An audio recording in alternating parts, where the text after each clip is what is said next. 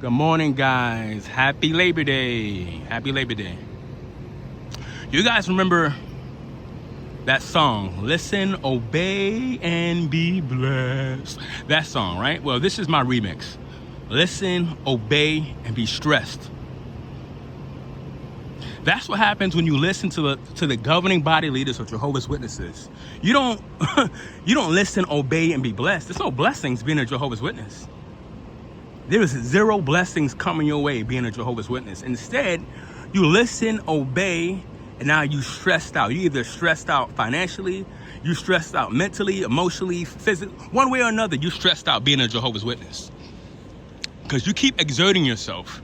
You keep doing more and more for the organization.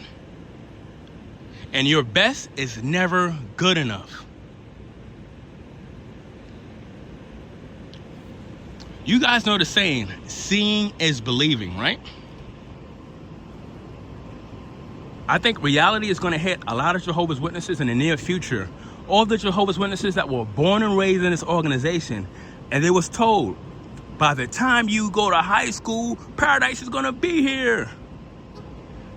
And reality is going to sink in for these witnesses when they see their skin start to wrinkle. I'm talking about born and raised Jehovah's Witnesses who slave for this organization their entire lives. And then in the near future, they have to look in the mirror and realize that they made it to see the age 80 or in their 90s with wrinkled skin. And meanwhile, they have to ask themselves, I've done everything that they said. I've done everything that the governing body leaders told me to do. I went out in service. I went to all my meetings. I was commenting at the meetings. I did everything. My entire life, I slaved for this organization. And now I'm in my 70s, my 80s, my 90s. They told us to listen, obey, because we will be blessed. Where are the blessings? You see, this is why it pays off to be a lone wolf. When I left this organization a few years ago, and I said this on my past 2 videos, but when I left, right, I encouraged everyone to do their research. No one wanted to listen to me. I said, okay, no biggie. You could bring a horse to the water, but you cannot make him drink. You could show Jehovah's Witness some websites, but you can't make them think. You can't help a Jehovah's Witness you can help them, but you can't force a Jehovah's Witness to do their research. People have to wake up when they're ready to wake up. But you can't force them to, right? But it pays off to be a lone wolf. It pays off to think critically. It pays off to not go with the in crowd. It pays off in the long run. Because the one thing that all these Jehovah's Witnesses are going to have in common, the one thing that they're going to have in common in the near future, right? Well, let's say 100 years from now. All these Jehovah's Witnesses, they're just going to be they're already products and slaves for this Watchtower and Tract Society, right? They're slaves for the organization. The one thing that these witnesses are going to have in common is that they're just going to die. All these witnesses in the near future, they're just going to die believing in a lie. That's the one thing that they're all going to have in common. And it's sad that Jehovah's Witnesses, they refuse to think critically. They would rather be slaves of this organization. They would rather listen, obey, and be stressed for the rest of their lives waiting for this paradise that's nowhere to be found. Nowhere to be found. They would rather do that than stand on their own 2 feet, swim against the current, do their research, wake up from this delusion, wake up from this Jehovah's Witness fantasy world, right? They don't want to do that. They don't want to do that. But you know what, guys? I'm proud of myself. I'm proud of myself because when I did my research a few years ago, I knew damn well I was not going to stay in this religion. I knew damn well that me remaining in this religion just to keep my family and friends, it would be detrimental to my mental health, to my mental well-being. So I left. I said, you know what? If my family and JW friends, if they don't listen to me, I got to do my own thing, solo dolo. I got to. Because I'm not going to participate in anything that's fake. I am not going to waste away my precious life playing in this fantasy world of make-believe. I'm not doing it. And all these Jehovah's Witnesses that are doing just that, all of these Jehovah's Witnesses that are not questioning the governing body leaders, they're just blindly believing. They're listening, they obeying, and they are now stressed the fuck out. Excuse my French, guys. But these witnesses are stressed out. And if I was a Jehovah's Witness with this current update, the last one, about any Jehovah's Witnesses can now go to college, I would be storming my ass, marching my ass to Walk Hill, New York, to the world headquarters of Jehovah's Witnesses. And I would be demanding some answers. What do you mean we can now go to college? I have given 50, 60, 70 years to this organization, slaving for this organization. Because you guys told us that paradise was right around the corner. So what do you mean we could go to college? If we could go to college, does that now mean that paradise is not around the corner? How come you governing body leaders are no longer talking about paradise? Before, paradise was imminent. Before, paradise was so close. It was so close I could taste the watermelon from here. And now you're telling us that we can go to college? So once again, does that mean that paradise is no longer right around the corner? Where's the sense of urgency with paradise? What's going on? Those are the questions I would be asking if I was a Jehovah's Witness. I would be marching, like I said, I would be marching to Bethel, to the world headquarters in New York. I would be marching there, demanding some answers. Because now, all these Jehovah's Witnesses that in their heart, they feel like they did the right thing by listening to these governing body leaders, right? They feel like they did the right thing, but now it's backfiring. You see what happens when you blindly listen to men? For all of you Jehovah's Witnesses watching this video, I want to ask you a question. You do all these works for the organization, right? Now, when it comes to pioneering and preaching, this is something that I thought about. I didn't think about this until I left this organization. Why would a loving God have you guys stressed out, standing in front of carts, risking your lives, knocking on strangers' doors? And that's, people have died from that.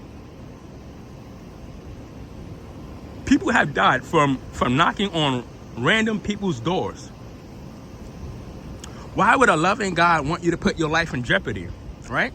Or waste your precious time standing in front of carts? If God's objective, if his sole objective was to bring on a paradise earth and destroy all the wicked people, right? If he wanted to do that, why would he have his servants? Why would God have human beings wasting and slaving away when he could just say out loud, I am Jehovah, the true God? If God wanted to do that, if that was his objective to save mankind, right? What is stopping him from using his voice? Every country, every nation, every tongue at the same time can hear him. I am Jehovah, the true God. I want everyone to get to know me. I have a paradise for everyone on this planet. Please get to know that I am Jehovah, the true God. Study with my people. If God did that, wouldn't that be way more effective in terms of saving people's lives? Imagine if the whole world heard Jehovah's voice, heard God's voice all at once. If that was God's true objective, to save mankind, wouldn't it be way more effective if he used his own voice? But yet, you have Jehovah's Witnesses slaving for hours and hours, day in, week after week, For what? Because the governing body leaders told them to do so? But we all know how ineffective preaching is. Preaching is pointless. I see witnesses all the time at the carts. They're bored. They're laughing among themselves, talking among themselves. And I'm saying to myself, I thought they were spreading some good news. I thought they had a message to preach. And you know what? It's all for show. At the end of the day, witnesses go out in service for show. They comment at the meetings for show. It's all about appearances with this religion, right? But Jehovah's Witnesses, they keep listening. They keep obeying. And they keep being stressed out. This organization is detrimental to Jehovah's Witnesses. It's detrimental to their, so like I said, their mental health, their emotional health, their even their physical. I see so many witnesses, elderly witnesses out here in Hawaii. So many elderly witnesses in a blazing sun, the scorching sun, just standing in front of carts. So one way or another, you're not getting spiritual blessings. You're not storing up treasures in heaven and paradise. You're slaving for a man-made organization, and you have to say to yourself, for what? You're listening, obeying, for what? Just to be stressed out. You're listening and obeying just to be stressed out.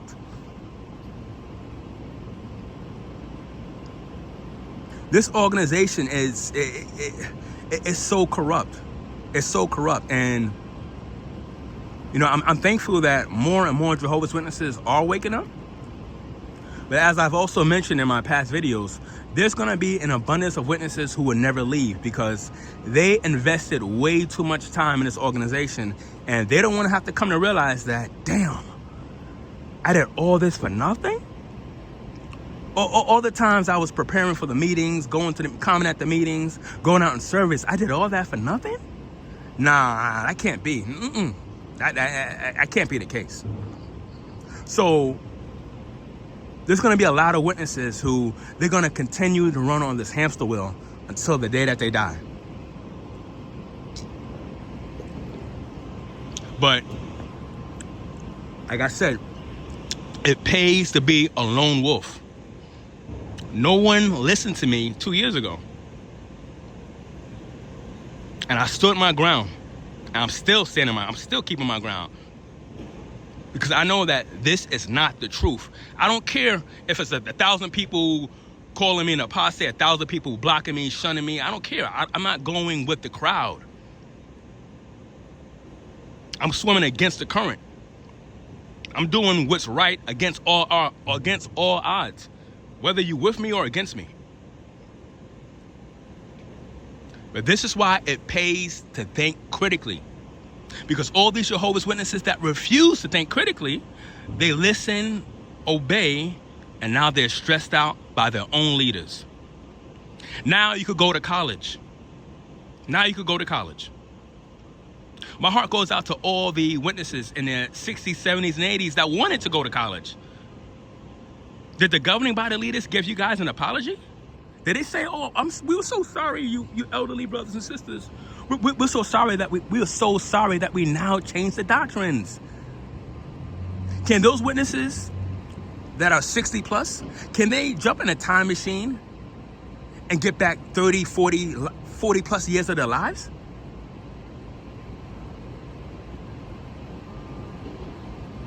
You see what happens when you listen and obey? You don't get blessed. There's no blessings. You get stressed out by your own leaders. Anyway, guys, hope you guys are enjoying your Labor Day. This is why it pays to think critically. All you ex-witnesses watching this video, be proud of yourself. Be proud of yourself. Because it's paying off to not listening to the governing body leaders. It's paying off. All those who are listening to them are suffering. Anyway, guys, I love you. I'll see you guys on the next one.